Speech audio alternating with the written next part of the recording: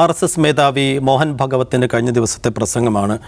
അപ്പോൾ തീവ്ര വർഗീയ ടോണൊക്കെ വിട്ട് ഒരു സോഫ്റ്റ് പൊളിറ്റിക്സ് ലെവലിൽ സംസാരിക്കുകയാണ് മോഹൻ ഭഗവത്. അദ്ദേഹം പറയുന്നത് രാമക്ഷേത്രം ഒരു വികാരമായിരുന്നു, രാമക്ഷേത്രം ഒരു വിശ്വാസത്തിൻ്റെ പ്രശ്നമായിരുന്നു. അതേ ലെവലിൽ അതേ മോഡലിൽ മറ്റ് ആരാധനാലയങ്ങൾക്കും അവകാശവാദം ഉന്നയിക്കുന്ന ഒരു പ്രവണത കണ്ടുവരുന്നു, അത് ശരിയല്ല എന്നൊക്കെ പറഞ്ഞ് ഈ മതസൗഹാർദ്ദത്തിൻ്റെയും സാമുദായിക സൗഹാർദ്ദത്തിൻ്റെയും കാര്യങ്ങളെക്കുറിച്ച് സംസാരിക്കുകയാണ് മോഹൻ ഭഗവത്. അപ്പോൾ ഇത്ര വലിയ ഒരു വിഷവിത്ത് സമൂഹത്തിലാകെ പരത്തിക്കഴിഞ്ഞതിന് ശേഷം ഇനിയിപ്പോൾ ഇങ്ങനെ ഒരു വീണ്ടുവിചാരവും കുമ്പസാരവുമായി വന്നതുകൊണ്ട് എന്തെങ്കിലും ഫലമുണ്ടോ എന്നുള്ള കാര്യം കൂടി സംസാരിക്കുകയാണ് നമ്മൾ. എങ്ങനെയാണ് വേണോട്ട മോഹൻ ഭഗവത്തിൻ്റെ പുതിയ സംസാരത്തെ കാണുന്നത്? ഈ മോഹൻ ഭാഗവത് സംസാരിച്ച വേദി പ്രധാനമാണ്.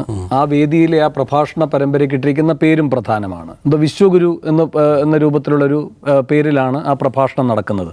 ഇപ്പോൾ വിശ്വഗുരുവായി ഇന്ത്യയെ അവതരിപ്പിക്കണമെങ്കിൽ ഇത്തരമൊരു നിലപാടെടുത്തേ പറ്റൂ. അപ്പോൾ ആ വേദിയുടെ ഒരു സവിശേഷത, അത് ഉണ്ടാക്കുന്ന നിർബന്ധിത സാഹചര്യം, അതിൽ അദ്ദേഹം അതിനു വേണ്ട ഒരു വിഭവം വിളമ്പി എന്ന് മാത്രമാണ് ഞാൻ കാണുന്നത്. കാരണം ഇതേ നാവുകൊണ്ട് ഇതേ മോഹൻ ഭാഗവത് ഹിന്ദു സമൂഹത്തിനോട് കുറച്ചുനാൾ മുൻപ് പറഞ്ഞ ആഹ്വാനം നമ്മുടെ മുന്നിലുണ്ട്. 3 മക്കളെങ്കിലും 3 കുട്ടികളെയെങ്കിലും ഏറ്റവും കുറഞ്ഞത് ഉൽപ്പാദിപ്പിക്കണം എന്ന് പറയുന്നു. അതെന്ത് സന്ദേശമാണ്? ഇപ്പോൾ അദ്ദേഹം ഇന്ന് പറഞ്ഞിട്ടുണ്ടല്ലോ, ഇപ്പോൾ ഈ പറയുന്ന പ്രഭാഷണത്തിൽ അദ്ദേഹം പറഞ്ഞിട്ടുണ്ട്, ഇന്ത്യയിൽ ഭൂരിപക്ഷവും ന്യൂനപക്ഷവുമില്ല, എല്ലാവരും ഒന്നാണ് എന്ന്. അപ്പോൾ അങ്ങനെയെങ്കിൽ പിന്നെ ഈ 3 മക്കൾ സിദ്ധാന്തം എന്തിനാണ് അദ്ദേഹം കുറച്ച് നാൾ മുൻപ് പറഞ്ഞത്? അപ്പോൾ ഇത് RSSൻ്റെ ഒരു പ്രത്യേകതയാണ്. RSS നേതൃത്വം കൊടുക്കുന്ന സംഘപരിവാറിൻ്റെ ഒരു പ്രത്യേകതയാണ്. ചില സമയത്ത് അവർ അങ്ങേയറ്റത്തെ പുരോഗമനം പറയും, അതേ നാവുകൊണ്ട് ഏറ്റവും പ്രാക്തനമായ രീതികളിലേക്ക് പോകാനും പറയും. ഇപ്പോൾ ഈ മോഹൻ ഭാഗവത് തന്നെ ചൂണ്ടിക്കാട്ടിയ RSSൻ്റെ ഏറ്റവും ശരിയായ ആവശ്യമെന്ന് അദ്ദേഹം അവതരിപ്പിച്ച ഈ പറയുന്ന അയോധ്യയിലെ രാമക്ഷേത്രം. അയോധ്യയിലെ രാമക്ഷേത്രത്തിൻ്റെ കാര്യത്തിൽ പോലും ഒരു ഘട്ടത്തിൽ RSS ശക്തമായ നിലപാടെടുത്തിട്ടില്ല. RSSൻ്റെ ഈ പറയുന്ന രാമക്ഷേത്ര നിലപാടിൻ്റെ തീവ്രത പോരാ എന്ന് ശക്തമായി ഒരു ഘട്ടത്തിൽ വാദിച്ചിട്ടുള്ളത് അശോക് സിംഗളുടെ നേതൃത്വത്തിലുള്ള VHP ആണ്. അവരാണ് RSSനേക്കാൾ മുൻപ് അതൊരു വലിയ പ്രക്ഷോഭത്തിൻ്റെ മുദ്രാവാക്യം എന്ന നിലയിൽ ഉയർത്തിക്കൊണ്ട് പ്രക്ഷോഭപാതയിലേക്ക് പോയത്. ശരിയല്ലെങ്കിൽ തിരുത്തണം എന്നു മാത്രവുമല്ല, ഈ പറയുന്ന ഈ കാശിയും മധുരയും എല്ലാം അന്ന് അവരുടെ പ്രധാനപ്പെട്ട മുദ്രാവാക്യമായി വരികയും ചെയ്തിരുന്നു. ഒരർത്ഥത്തിൽ RSSുമായി അദ്വാനിക്ക് ഇടയ്ക്ക് ഇണങ്ങിയും ഇടയ്ക്ക് പിണങ്ങിയുമുള്ള ബന്ധമുണ്ട്. തീർച്ചയായും വാജ്പേയിക്കുമുണ്ട്, ഇപ്പോൾ മോദിക്കുമുണ്ട്. ഒരു ഘട്ടത്തിൽ RSSന് കൂടെയുള്ളൊരു സന്ദേശമായിട്ടാണ് VHPയുടെ മുദ്രാവാക്യം ഏറ്റെടുത്തുകൊണ്ട് ആദ്യത്തെ രഥയാത്രയിലേക്ക് അദ്വാനി കടക്കുന്നത്.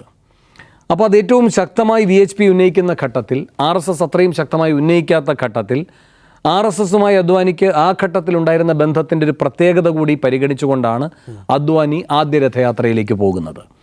അപ്പോൾ ഈ അയോധ്യ പോലും RSSനെ ആയാലും RSS നേതൃത്വം കൊടുക്കുന്ന സംഘപരിവാറിലെ ബന്ധങ്ങളെ ആയാലും ഇനി ഇവരുടെയൊക്കെ രാഷ്ട്രീയ മുഖമായ BJPയിൽ അതിന് നേതൃത്വം കൊടുക്കുന്ന ഏതെങ്കിലും നേതാവിൻ്റെ ആയാലും അപ്പപ്പോഴുള്ള ബന്ധങ്ങളുമായി, അപ്പപ്പോഴുള്ള ഈ പരസ്പരം രാഗമാണോ ദ്വേഷമാണോ എന്നതിനെ അടിസ്ഥാനപ്പെടുത്തിയാണ് ഇതിലൊക്കെ അവർ നിലപാടെടുത്തിട്ടുള്ളത്. അതുകൊണ്ട് RSSും ഇപ്പോൾ ഈ എടുക്കുന്ന നിലപാട് എന്ന് പറയുന്നത് ഏറ്റവും പുരോഗമനപരമായ രാഷ്ട്രീയത്തിലേക്ക് RSS ഇനി മുതൽ പോകാൻ പോവുകയാണ് എന്ന് വിശ്വസിക്കാവുന്ന തരത്തിലുള്ളതല്ല. മാത്രവുമല്ല, ഇപ്പോൾ ഈ മോഹൻ ഭാഗവത് എന്തുകൊണ്ടാണ് പലപ്പോഴും ഈ പുരോഗമനപരമായ നിലപാടുകൾ എടുക്കുന്നത്? പല സർവേകൾ ആവശ്യപ്പെട്ടുകൊണ്ട്, അത്തരം കാര്യങ്ങൾ ആവശ്യപ്പെട്ടുകൊണ്ട് RSS നേരിട്ടല്ല, സംഘപരിവാറിൻ്റെ ഈ പറയുന്ന അംഗീകൃത സംഘടനകളുടെ പേരിലുമല്ല ചില വ്യക്തികൾ കോടതികളിലേക്ക് പോവുക, ചില പുതിയ കൂട്ടായ്മകൾ ഉണ്ടായിട്ട് ഈ പറയുന്ന ആവശ്യവുമായി കോടതിയെ സമീപിക്കുക, അല്ലെങ്കിൽ പ്രക്ഷോഭത്തിലേക്ക് പോവുക. അതല്ലേ നാം കണ്ടുകൊണ്ടിരിക്കുന്നത് കുറച്ച് നാളുകളായിട്ട്. അവിടെ സർവേ നടത്തണം, ഇവിടെ സർവേ നടത്തണം, അത് അമ്പലമായിരുന്നു, ഇത് പള്ളിയല്ല, ഇങ്ങനെ പറഞ്ഞുകൊണ്ട്. ആ ഘട്ടത്തിൽ മോഹൻ ഭാഗവത് പറയുകയുണ്ടായി, എല്ലാ പള്ളിയുടെയും താഴെ പോയി നാം ശിവലിംഗം തേടേണ്ടതില്ല എന്ന്. അപ്പോൾ നമ്മളതൊരു വലിയ ഒരു ചുവടുമാറ്റമായി കണ്ടു. അങ്ങനെയെങ്കിൽ ഈ മോഹൻ ഭാഗവതിന് ഇപ്പോൾ ഏറ്റവും അടുത്ത ബന്ധമുള്ള യോഗി ആദിത്യനാഥ്, ആ യോഗി ആദിത്യനാഥ് ഭരിക്കുന്ന UPയിലാണ് ഇതുമായി ബന്ധപ്പെട്ട ഏറ്റവും വലിയ കലഹങ്ങൾ നടന്നുകൊണ്ടിരിക്കുന്നത്, ഏറ്റവും വലിയ വ്യവഹാരങ്ങൾ നടന്നുകൊണ്ടിരിക്കുന്നത്. ഈ ലോക്സഭാ തെരഞ്ഞെടുപ്പിന് ശേഷം ഈ പറയുന്ന മോദിയുമായി ഇടഞ്ഞു നിൽക്കുന്ന മോഹൻ ഭാഗവത് പോയി കണ്ടതും യോഗി ആദിത്യനാഥിനെയാണ്. എന്ന് വെച്ചാൽ രണ്ടുപേരും ഒരു കൂടിക്കാഴ്ച നടത്തി, അങ്ങോട്ട് പോയി കണ്ടു എന്നുള്ളതല്ല. അവിടെ ഒരു പരിപാടിയുടെ ഭാഗമായിട്ടാണ് മോഹൻ ഭാഗവത് എത്തുന്നത്, യോഗിയുമായുള്ള കൂടിക്കാഴ്ച നടക്കുന്നതും.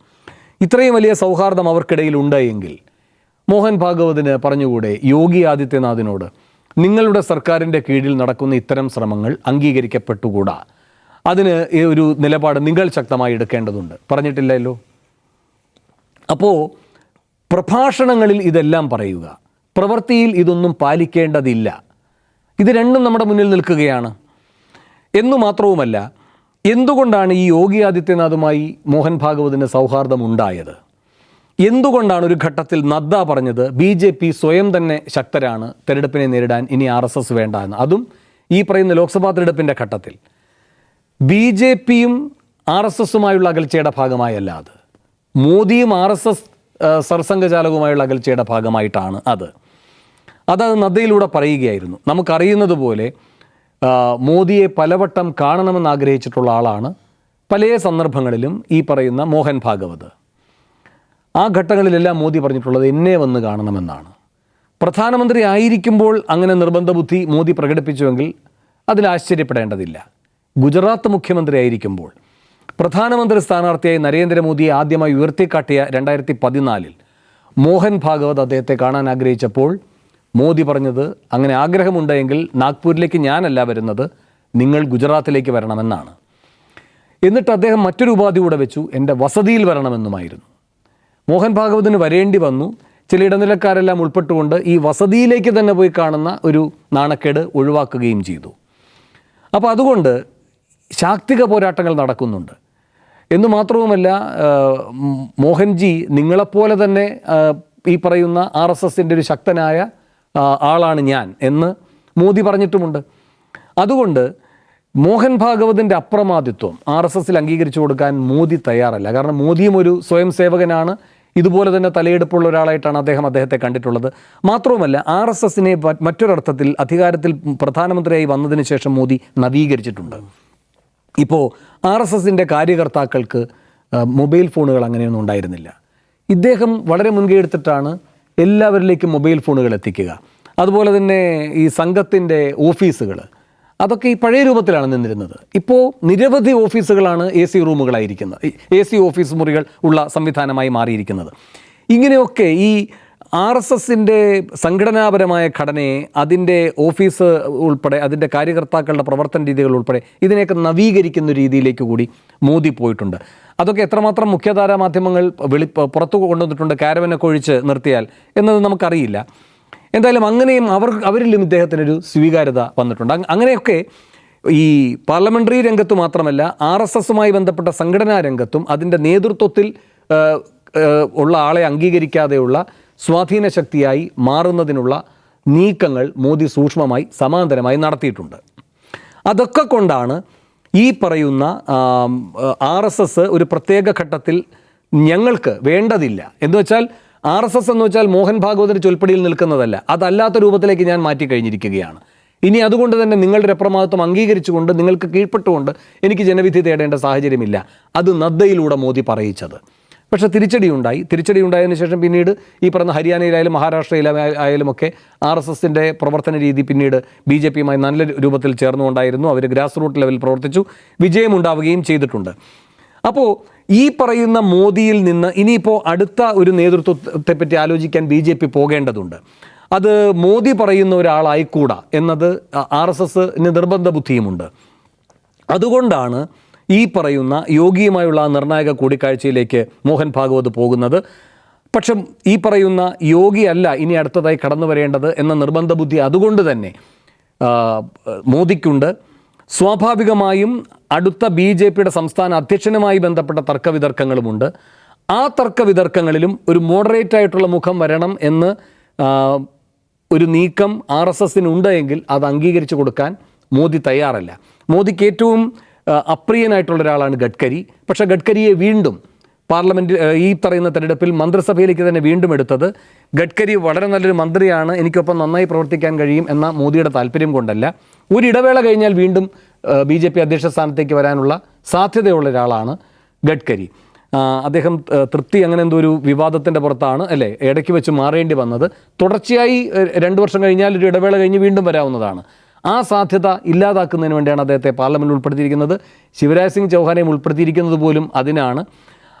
ഫട്നാവിസിൻ്റെ ആ സാധ്യതകൾ ഇപ്പോൾ ഇടയ്ക്ക് ചർച്ച ചെയ്യപ്പെട്ടിരുന്നു, അതും ഇപ്പോൾ മാറ്റപ്പെട്ടിട്ടുണ്ട്. അപ്പോൾ അതുകൊണ്ട് തൻ്റെ തന്നെ നിയന്ത്രണത്തിലുള്ളൊരു BJP അധ്യക്ഷൻ, പിന്നെ അധിക വിദൂരമല്ലാത്ത ഭാവിയിൽ തൻ്റെ തന്നെ നിയന്ത്രണത്തിലുള്ള ഒരു RSSൻ്റെ നിർണായക തീരുമാനങ്ങൾ എടുക്കാൻ കഴിയുന്ന സർസംഘചാലക്, തൻ്റെ തന്നെ നിയന്ത്രണത്തിലുള്ള ഒരാൾ, ഇങ്ങനെയൊക്കെയുള്ള കണക്കുകൂട്ടലുകൾ മോദിക്കുണ്ട്. അതുകൊണ്ടാണ് ഈ മോദി പലപ്പോഴും ഈ പരമ്പരാഗതവും അല്ലെങ്കിൽ ഈ പറഞ്ഞ സങ്കുചിതവുമായ നിലപാടുകൾ എടുക്കുന്നു, അല്ലെങ്കിൽ മോദിയുടെ പേരിൽ മറ്റുള്ള ആളുകൾ അങ്ങനെ എടുത്ത് പുതിയ നേതാക്കന്മാരാകാൻ ശ്രമിക്കുന്നു. അത് തടയാനെന്ന ഭാവേന വളരെ പുരോഗമനപരമെന്ന് തോന്നിക്കുന്ന ഒരു പ്രസ്താവന ഇപ്പോൾ മോഹൻ ഭാഗവത് നടത്തിയിരിക്കുന്നത്, അത് RSSലും സംഘപരിവാറിലും BJPയിലും നടക്കുന്ന അധികാര തർക്കവുമായി മാത്രം കാണേണ്ടതാണ് എന്നാണ് ഞാൻ കരുതുന്നത്. അജിം സർ, ദേശീയ രാഷ്ട്രീയത്തിലെയോ വേണോട്ടം പറഞ്ഞ പോലെ BJP രാഷ്ട്രീയത്തിലെയോ ഏറ്റവും പുതിയ ചലനങ്ങളുമായി കണക്ട് ചെയ്യേണ്ടതുണ്ടോ ഇദ്ദേഹത്തെ പ്രസംഗത്തെ? ഈ RSSനെ ശരിയായി മനസ്സിലാക്കുക എന്നുള്ളത് ഒരു ചലഞ്ചാണ് ഇന്ത്യൻ രാഷ്ട്രീയത്തിൽ. അങ്ങനെ ശരിയായി മനസ്സിലാക്കിയ അപൂർവം രാഷ്ട്രീയ നേതാക്കളുണ്ട്. അതിലൊരാൾ CH മുഹമ്മദ് കോയയാണ്. CH മുഹമ്മദ് കോയ RSSനെ പറ്റി പറഞ്ഞത്, കടലിൽ മുസല്ലയിട്ട് നിങ്ങൾ നമസ്കരിക്കുന്നത് കണ്ടാലും RSSനെ വിശ്വസിക്കരുതെന്നാണ്. ഇത് 60കളിലോ മറ്റാണ് അദ്ദേഹം പറയുന്നത്. അദ്ദേഹം അങ്ങനെ പറയാനുള്ള കാരണം എന്താണെന്ന് വെച്ചാൽ RSS ചിന്തിക്കുന്നതല്ല അവർ പുറത്ത് പറയുക. ഇപ്പോൾ RSSൻ്റെ ഏറ്റവും ഉയർന്ന ബോഡി എന്ന് പറഞ്ഞാൽ ഒരു നാഷണൽ എക്സിക്യൂട്ടീവാണ്. അതായത് എന്താണ് ഈ ദേശീയ എക്സിക്യൂട്ടീവ് എന്ന് പറയുന്നൊരു യോഗമുണ്ട്. അതെല്ലാം 2-3 വർഷം കൂടുമ്പോഴൊക്കെ പല സ്ഥലങ്ങളിലായിട്ട് നടക്കും. അതിലവർ ചില കാര്യങ്ങൾ ചർച്ച ചെയ്യും. രാജ്യത്തെ സംബന്ധിച്ച് വളരെ പ്രധാനപ്പെട്ട കാര്യങ്ങളൊക്കെ തന്നെയാണ് ചർച്ച ചെയ്യുക. അവർ പ്രമേയം പാസ്സാക്കും. അപ്പോൾ അങ്ങനെ പ്രമേയങ്ങളിലാണ് ഇപ്പോൾ കശ്മീരിൻ്റെ പ്രത്യേക പദവി, അതുപോലെ പൗരത്വ ബില്ല്, ഇതൊക്കെ RSS പ്രമേയത്തെ തുടർന്ന് നിയമമായി മാറിയ കാര്യങ്ങളാണ്. RSS പ്രമേയം പാസ്സാക്കുന്നു. കശ്മീർ പ്രമേയമൊക്കെ വർഷങ്ങൾക്ക് മുമ്പ് പാസ്സാക്കിയതാണ്. പിന്നീടാണ് BJPയുടെ പ്രകടന പത്രികയിൽ വരികയും അത് പിന്നീട് നിയമമായി മാറുകയും ചെയ്യുന്നത്. അപ്പോൾ RSS ചിന്തിക്കുന്ന കാര്യങ്ങൾ നമ്മൾ വിചാരിക്കുന്ന പോലെ എന്തോ കമ്മ്യൂണലായിട്ടുള്ള കാര്യങ്ങൾ ചിന്തിക്കുകയാണ്. അങ്ങനെയല്ല. അവരാഗ്രഹിക്കുന്ന രീതിയിൽ ഇന്ത്യയെ മാറ്റിയെടുക്കാൻ പാകത്തിനുള്ള ചർച്ചകളാണ് അതിനകത്ത് നടക്കുക. പക്ഷേ അവർ ആ ചർച്ച ചെയ്യുന്ന കാര്യങ്ങളായിരിക്കില്ല പുറത്തു പറയുക. ഇപ്പോൾ ഫോർ എക്സാമ്പിൾ ഞാൻ നേരിട്ട് റിപ്പോർട്ട് ചെയ്തതാണ് ഒരു RSSൻ്റെ ദേശീയ എക്സിക്യൂട്ടീവ് കോയമ്പത്തൂർ നടന്നപ്പോൾ. അപ്പോൾ 2017 അന്ന് ഈ പൗരത്വ ബില്ലൊന്നും ചർച്ചയിലേ ഇല്ല. അന്ന് RSSൻ്റെ ഈ ദത്താത്രേയ ഹോസബാലയാണെന്ന് ഈ പ്രസ് മീറ്റിൽ ഇത് വിശദീകരിക്കുന്നത്. അദ്ദേഹം പറയുന്നത്, രാജ്യത്ത് വലിയ തോതിൽ ഇൻഫിൽട്രേഷൻ നടക്കുന്നു. ബംഗാൾ നുഴഞ്ഞുകയറ്റക്കാരുടെ ഒരു പ്രധാന ഏരിയയായി മാറുന്നു. മമതാ ബാനർജി ഇത്തരം നുഴഞ്ഞുകയറ്റക്കാരെ സഹായിക്കുന്നു. ബംഗാളിൽ മാത്രമല്ല, നോർത്ത് ഈസ്റ്റേൺ സംസ്ഥാനങ്ങളിൽ മുഴുവൻ, അസം ഉൾപ്പെടെയുള്ള സംസ്ഥാനങ്ങളിൽ മുഴുവൻ ഇന്ത്യയിലേക്ക് ഇൻഫിൽട്രേറ്റ് ചെയ്തിരിക്കുകയാണ് ബംഗ്ലാദേശിൽ നിന്ന് ആളുകൾ. ഇത് അടിയന്തരമായി തടയേണ്ടതുണ്ട്. അപ്പോൾ നമ്മൾ വിചാരിക്കുന്നത് എന്താണ് ഇപ്പോൾ ഇങ്ങനെ പറയാൻ? കാരണം ആ സമയത്ത് ഈ പശുക്കൊലകൾ, ലവ് ജിഹാദ് അങ്ങനെയുള്ള വിഷയങ്ങൾ കത്തിക്കുന്ന സമയത്താണ് ഇത് പറയുന്നത്. ഈ പൗരത്വ ബില്ലൊരു ചർച്ചയേ അല്ല സമയത്ത്. പക്ഷേ വിത്തിൻ 2 years അത് പാർലമെൻറ്റിൽ നിയമമായി വന്നു. അപ്പോൾ നമ്മൾ വിചാരിക്കും അവരെ ഭാഗത്ത് എന്തായിരിക്കും ചർച്ച ചെയ്തിട്ടുണ്ടാവുക? അകത്ത് ചർച്ച ചെയ്ത് പൗരത്വ ബില്ല് കൊണ്ടുവരണം എന്ന് മോദിയോട് പറയണമെന്നാണ്. ആ ബില്ല് ഉടനെ കൊണ്ടുവരണം. പക്ഷെ പറയുന്നത് എന്താണ്? ഇൻഫിൽട്രേഷനെ കുറിച്ചാണ് പറയുന്നത്. ഇത് RSS 1925 തുടങ്ങിയ മുതൽ ഇന്നേ വരെ 2024 വരെ, അടുത്ത വർഷം ഒരു 100 വർഷം പൂർത്തിയാകാൻ പോവാണ്. അവർ കോൺസ്റ്റൻ്റ് ആയിട്ട് കീപ്പ് ചെയ്തിട്ടുള്ള ഒരു സ്വഭാവമാണ്. RSSന് ഒരു അംഗത്വ രജിസ്റ്റർ ഇല്ല. ആരാണ് RSSകാരനെന്ന് ചോദിച്ചാൽ ആര് പറയും? ഞാൻ ഒരു RSSകാരനാണെന്ന് ഞാൻ പറഞ്ഞ RSSകാരനാണ്, അല്ലെങ്കിൽ ഞാൻ ശാഖയിൽ പോയ RSSകാരനാണ്. അവിടെ അംഗത്വ രജിസ്റ്റർ ഇല്ല, അംഗത്വ ബില്ലില്ല, ₹1 മെമ്പർഷിപ്പ് ഇല്ല. RSSന് ഒരു ഭരണഘടനയുണ്ടോ? RSSനെ ഗാന്ധിവാദത്തെ തുടർന്ന് നിരോധിച്ചപ്പോൾ സർദാർ പട്ടേൽ ഇവരുമായിട്ട് സംസാരിച്ചു. നിങ്ങൾ നിരോധനം നീക്കണമെങ്കിൽ നിങ്ങളൊരു ഡെമോക്രാറ്റിക് ഹിന്ദു ഓർഗനൈസേഷനായിട്ട് വരൂ, നിങ്ങളുടെ നിരോധനം നീക്കാം, നിങ്ങളൊരു ഭരണഘടന ഉണ്ടാവണം, സംഘടനാ തിരഞ്ഞെടുപ്പ് നടണം. RSSൽ സംഘടനാ തിരഞ്ഞെടുപ്പുണ്ടോ? ഒരു സർസംഘചാലകൻ മരിച്ച അല്ലെങ്കിൽ അയാൾ വിരമിച്ച അയാൾ അടുത്ത ആൾ അപ്പോയിൻ്റ് ചെയ്തിട്ടാണ് വിരമിക്കുന്നത്. അവിടെ തിരഞ്ഞെടുപ്പൊന്നുമില്ല. അതിൽ മെമ്പർഷിപ്പ് ഉണ്ടോ? മെമ്പർഷിപ്പ് ഇല്ല. ഇപ്പോൾ നാഥുറാം വിനായക് ഗോഡ്സെ ഗാന്ധിയെ കൊന്നു. അയാൾ RSSകാരനാണെന്ന് പറഞ്ഞാൽ ഇപ്പോൾ കോടതി പിടിച്ച് നമ്മളെ അകത്തിടും. അയാൾ RSSകാരനാണെന്ന് പറയുന്നത് വിനായക് ഗോഡ്സെയുടെ ഇപ്പോഴത്തെ ബന്ധുക്കൾ പറയുന്ന അയാൾ ഒരിക്കലും RSS വിട്ടിട്ടില്ല. അയാൾ ഗാന്ധിയെ കൊല്ലുന്നതും തൂക്കിലേറുന്നു പറയാൻ RSSകാരനാണെന്ന് ഗോഡ്സെയുടെ സഹോദര പുത്രൻ പോലും ബൈറ്റ് കൊടുത്തിട്ടുണ്ട്. ആ ബൈറ്റുകൾ ഇപ്പോഴും മാധ്യമങ്ങളിലുണ്ട്. പക്ഷേ നമ്മൾ പറഞ്ഞു കഴിഞ്ഞാൽ നമ്മളെ കോടതി ശിക്ഷിക്കും. അതെന്താ കാരണം? അയാൾ RSSകാരനാണെന്ന് തെളിയിക്കാനുള്ള തെളിവ് RSSൻ്റെ പക്കലില്ല. അവിടെ അംഗത്വ രജിസ്റ്റർ ഇല്ല, മെമ്പർഷിപ്പ് ഇല്ല. പിന്നെ ഇങ്ങനെയാണ് ഒരാൾ നാളെ മോഹൻ ഭാഗവത് പറയുകയാണ് ഞാൻ RSSകാരനല്ല എന്ന് പറഞ്ഞാൽ ആണ് എന്ന് നമുക്ക് തെളിയിക്കാൻ പറ്റില്ല. ഇത് RSSൻ്റെ ഒരു മൗലിക സ്വഭാവമാണ്. ഈ അവർക്ക് ഭരണഘടനയില്ല. പിന്നീട് ഇവരുടെ നിരോധനം നീക്കിയപ്പോൾ, ഇപ്പോൾ ഗാന്ധിയുടെ വധത്തെ തുടർന്ന് നിരോധനം നീക്കിയപ്പോൾ അവരൊരു ഭരണഘടന അഡോപ്റ്റ് ചെയ്തു. ആ ഭരണഘടന അവൈലബിൾ ആണ്. പക്ഷെ അവരെവിടെയെങ്കിലും ഭരണഘടന ഞങ്ങളുടെ ഭരണഘടന ഇതാണ്, ഞങ്ങൾ ഈ ഭരണഘടന അനുസരിച്ചാണ് പ്രവർത്തിക്കുന്നത് എവിടെയെങ്കിലും പറഞ്ഞിട്ടുണ്ട്? ആർക്കെങ്കിലും അറിയാമോ RSSങ്ങനെ ഭരണഘടന ഉണ്ടെന്നത്? അവർക്കൊരു ഭരണഘടന ഉണ്ട്. അത് നിരോധനം നീക്കാൻ വേണ്ടി മാത്രം അന്ന് തയ്യാറാക്കിയൊരു ഭരണഘടന അവരുടെ നിലവിലുണ്ട്. പക്ഷെ അവർ ഒരിക്കലും പ്രാക്ടീസ് ചെയ്യാറില്ല. ഇത് RSS എല്ലാ കാലത്തും പിന്തുടരുന്ന രീതിയാണ്.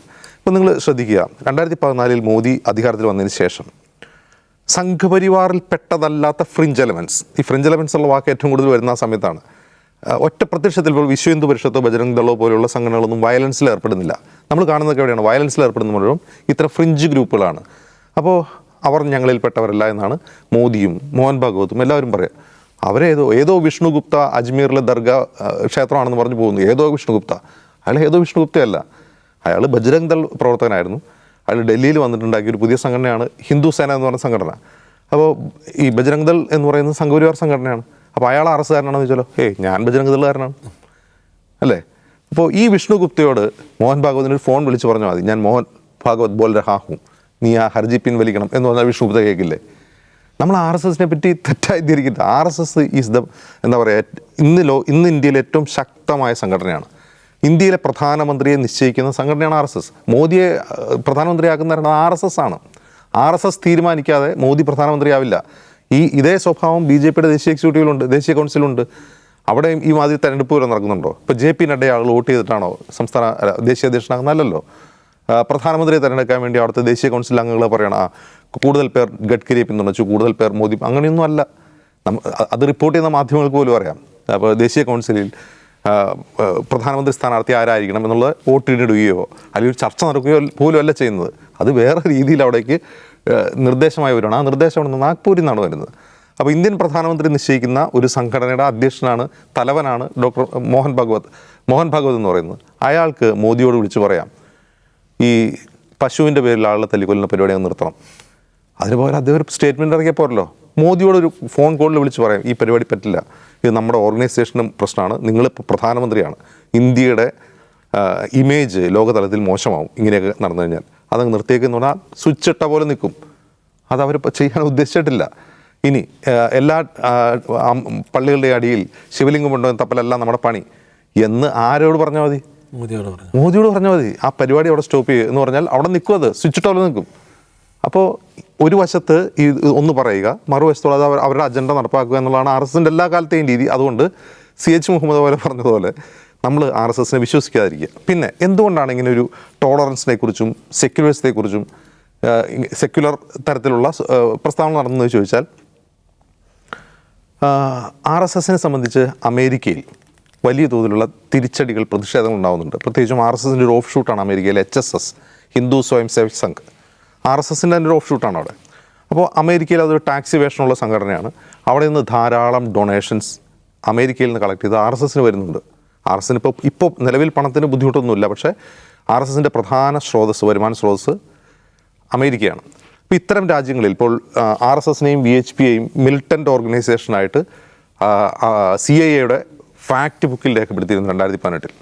പിന്നീട് അത് കോടതിയിലേക്ക് പോയി അത് മാറ്റിയെടുത്തു. പക്ഷേ സ്റ്റിൽ RSSും VHPയും അമേരിക്കയിൽ ഒരു എന്താണ് പറയുക, ഹിന്ദു റൈറ്റ് വിങ് മിലിറ്റൻ്റ് ഓർഗനൈസേഷനായിട്ടാണ് അവർ അതിനെ കാണുന്നത്. അതുകൊണ്ട് ഇവിടെ ഉണ്ടാകുന്ന മൈനോറിറ്റികൾക്കെതിരായിട്ട് ഏത് അക്രമവും അമേരിക്കയിൽ അത് കൃത്യമായി റെക്കോർഡ് ചെയ്യപ്പെടുകയും റിപ്പോർട്ടായിട്ട് വരികയും ചെയ്യുന്നുണ്ട്. അപ്പോൾ നിരന്തരം ഒരു 10 പ്രസ്താവന, മാധ്യമ പ്രസ്താവന നടത്തി കഴിഞ്ഞാൽ അതങ്ങ് മാറ്റിയെടുക്കാൻ കഴിയും. അങ്ങനെ ഒരു ഇമേജ് മാറ്റിയെടുക്കാനുള്ള ശ്രമം മാത്രമാണ്. അതിനപ്പുറം RSS ഇന്ത്യയിലെ ന്യൂനപക്ഷങ്ങളെ രണ്ടാം കിട പൗരന്മാരാക്കി നിർത്തരുത് എന്നോ രാജ്യത്തെ അവർ കരുതുന്ന അധിനിവേശ ശക്തികളുടെ സ്മാരക ബിംബങ്ങൾ തകർക്കരുത് എന്നോ ആത്മാർത്ഥമായി ആഗ്രഹിക്കുന്നില്ല. അങ്ങനെ ആത്മാർത്ഥമായി ആഗ്രഹിക്കുന്നുണ്ടെങ്കിൽ ഇതെല്ലാം ഇപ്പോൾ മോദി പറയുന്നുണ്ടല്ലോ, 2014 ഞാൻ അധികാരത്തിൽ വന്നതിന് ശേഷം ഇന്ത്യയിൽ ഒറ്റ കലാപം ഉണ്ടായിട്ടില്ല. സത്യമാണ്. എങ്ങനെ കലാപം ഉണ്ടാവും? കലാപം ഉണ്ടാവരുത് എന്ന് മോദി ആഗ്രഹിക്കുന്നു. അതുകൊണ്ടാണ് കലാപം ഉണ്ടാവാത്തത്. കലാപം ഉണ്ടാവണമെന്ന് ആഗ്രഹിച്ചാൽ കലാപം ഉണ്ടാവും. അപ്പോൾ ഉള്ളിലൊന്ന് ചിന്തിക്കുകയും പുറത്തേക്ക് മറ്റൊന്ന് പറയുകയും ചെയ്യുന്ന കൃത്യമായ അജണ്ടയുള്ള, പ്രഖ്യാപിതമായ അജണ്ടയുള്ള ഒരു സംഘടനയാണ് RSS. അതിൻ്റെ പ്രവർത്തന രീതി ദുരൂഹമാണ്, രഹസ്യാത്മക പ്രവർത്തനമാണ് അതിനുള്ളത്. അതിന് നമ്മൾ അങ്ങനെ തന്നെ കാണണം എന്നാണ് എനിക്ക് തോന്നുന്നത്. RSS ആണ് സംഘടന, മോഹൻ ഭാഗവത്താണ് ഉള്ളത്. അതുകൊണ്ട് ഈ നല്ല വാക്കുകൾ, ഇപ്പോൾ കേട്ട സോഫ്റ്റ് പൊളിറ്റിക്സ്, അതിനെ ഒരു സംശയത്തിൻ്റെ നിഴലിൽ മാത്രം കണ്ടാൽ മതി എന്ന് തന്നെയാണ് നമുക്ക് പറയാൻ കഴിയുക.